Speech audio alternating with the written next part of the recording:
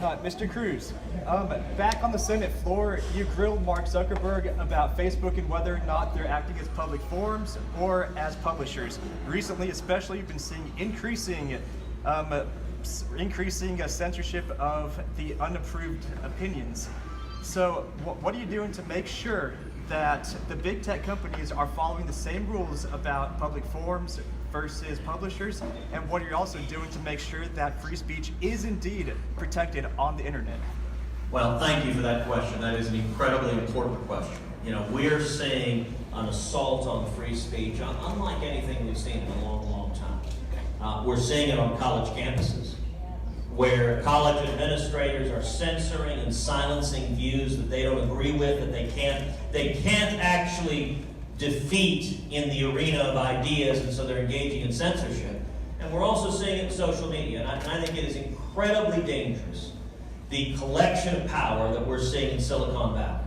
And the power of censorship that a handful of giant tech companies have, it exceeds what the wildest dreams William Randolph Hearst might have had at the heights of yellow journalism.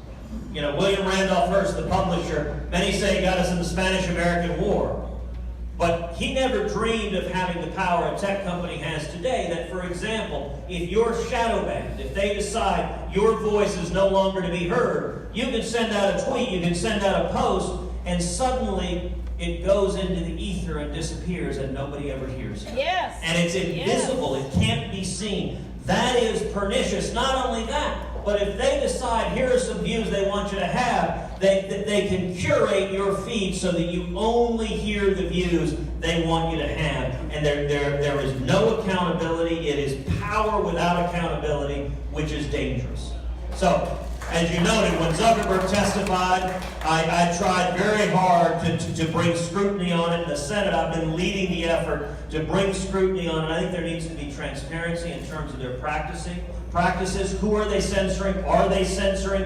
Why are they censoring? What checks are there? And I think there are a number of steps that can be employed, including repealing the immunity from liability. The Congress passed a special law for the tech companies that gives them immunity from liability nobody else has. Now, the basis of that is they would be neutral public forums. They would allow others to speak. If they're not going to do that, if they're going to engage as speakers, we shouldn't grant them any special privileges, but we should make them subject to the same liability everyone else is.